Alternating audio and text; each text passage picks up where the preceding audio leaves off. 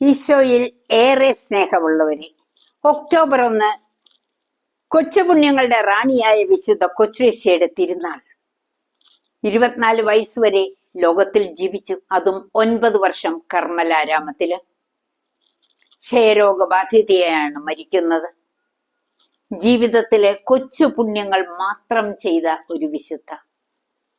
അനേകർക്ക് വേണ്ടി 24 മണിക്കൂറും പ്രാർത്ഥനയിലും പ്രവർത്തനത്തിലും ചെലവഴിച്ചു. പ്രവർത്തനം എന്ന് പറയുമ്പോൾ എന്താണ്? പുറം ചാരാതെ ഇരിക്കുക, ചെയ്യാത്ത കുറ്റങ്ങള് കുറ്റപ്പെടുത്തപ്പെടുമ്പോൾ ഏറ്റുവാങ്ങുക, അതുപോലെ തന്നെ അസ്വസ്ഥത ജനിപ്പിക്കുന്ന സഹോദരികളെ സഹായിക്കാൻ പുഞ്ചിരിയോടെ എത്തുക, മറ്റുള്ളവര് അലക്കുമ്പോഴൊക്കെ അഴുക്കുവെള്ളം തെറിച്ചാൽ മൗനമായി സഹിക്കുക. ഇങ്ങനെ കൊച്ചു കൊച്ചു പുണ്യങ്ങൾ ചെയ്ത് സ്വർഗത്തിലെത്തി. അനേകരുടെ മാനസാന്തരത്തിനും മിഷണറീസിന്റെ വിജയത്തിനും കൊച്ചുരശ്യയുടെ ഈ കൊച്ചു പ്രാർത്ഥനകൾ സഹായിച്ചു.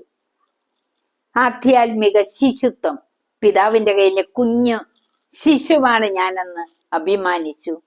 ഉണ്ണീശോയുടെ കയ്യിലെ കളിപ്പന്തായി അവൾ അങ്ങോട്ടും ഇങ്ങോട്ടും നടന്നു. സ്വർഗത്തിലെത്താൻ കോവണിപ്പടി വേണ്ട, ആത്മീയ ലിഫ്റ്റ് മതിയെന്ന് പറഞ്ഞ് സ്നേഹത്തിൽ പിതാവിനോട് ഒന്നിക്കാൻ ശ്രമിച്ചു കൊണ്ടിരുന്നു. പ്രിയപ്പെട്ടവരെ, ഈ കൊച്ചു പുണ്യങ്ങളെല്ലാം നമുക്കും സ്വന്തമാക്കണ്ടേ? വിശുദ്ധ കൊച്ചുരശ്യ, സ്വർഗത്തിൽ നിന്ന് റോസപുഷ്പങ്ങൾ വിതറുന്ന വിശുദ്ധ കൊച്ചുരശ്യ നിങ്ങൾക്കും എനിക്കും സഹായിയാണ്. ദൈവത്തിൽ നിന്ന് അനുഗ്രഹം വാങ്ങിത്തരാൻ വിശുദ്ധ കൊച്ചുരശ്യയുടെ മാധ്യസ്ഥം തേടാം. ദൈവത്തിന്റെ അനുഗ്രഹം എല്ലാവർക്കും ലഭിക്കട്ടെ. പിതാവിന്റെയും പുത്രന്റെയും പരിശുദ്ധാത്മാവിന്റെയും നാമത്തിൽ ആമേൻ.